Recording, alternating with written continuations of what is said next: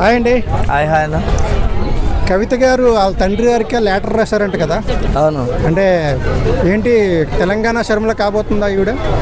చెప్పలేము, ఎందుకంటే రాజకీయం పదవులు లేకుంటే మనుషుల మైండ్ సెట్ ఏ విధంగా మారుతుందో అర్థమవుతలేదు. ఇవాళ పదవులు ఉన్నప్పుడు ఉన్నటువంటి ఆలోచన పదవులు లేకపోయేసరికి మొత్తం అయోమయంలో పడిపోతారు.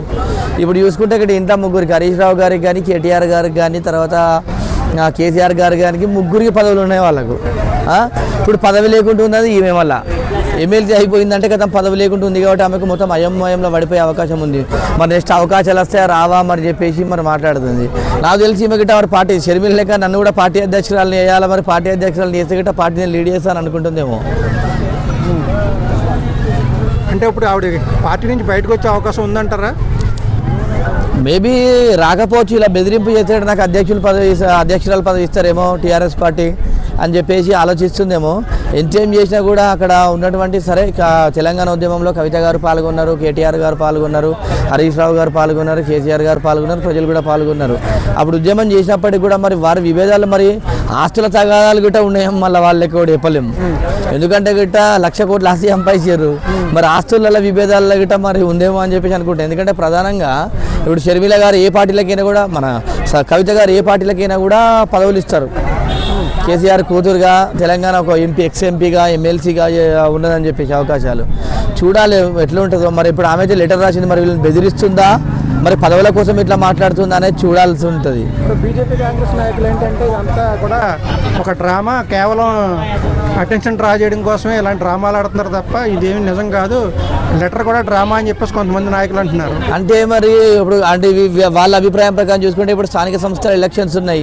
ఇప్పుడు గ్రామాలలో చూసుకుంటే కూడా టీఆర్ఎస్ పార్టీ కూడా బలంగానే ఉంది ఇప్పుడు. ఎందుకంటే గ్రామాలలో ఎవరు చూసినా కూడా ప్రజలు కూడా అందరూ ఏమంటారు అంటే సరే టీఆర్ఎస్ కోటేయాలి, కేసీఆర్ కోటేయాలి అని చెప్పేసి కాన్సెప్ట్తో మాట్లాడుతున్నారు.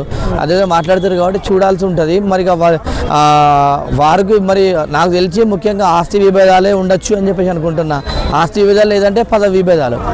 అంటే బీజేపీ లీడర్ రఘునందన్ రావు గారు మాట్లాడుతూ ఇదంతా రేవంత్ రెడ్డి ఆడిస్తున్న డ్రామా, కవిత రేవంత్ రెడ్డి ఆర్డర్లోనే చేస్తుంది ఈ పనులన్నీ, ఆల్రెడీ విభేదాలు అయితే ఉన్నాయి, ఆస్తగాత దాన్ని అడ్వాంటేజ్గా కాంగ్రెస్ నేత చేస్తున్నాడు రేవంత్ రెడ్డి గారు అని అంటున్నారు. అది మీరు అంటారా? అది అనడం రఘునందన్ రావు గారికి అయితే కేసీఆర్ ఫ్యామిలీ కోసం, కుటుంబం కోసం చాలా తెలుసు. ఎందుకంటే వారు కేసీఆర్ దగ్గర 10 సంవత్సరాల దాకా పనిచేసి 10-15 సంవత్సరాలు కేసీఆర్ ఎంబడి ఉన్నారు.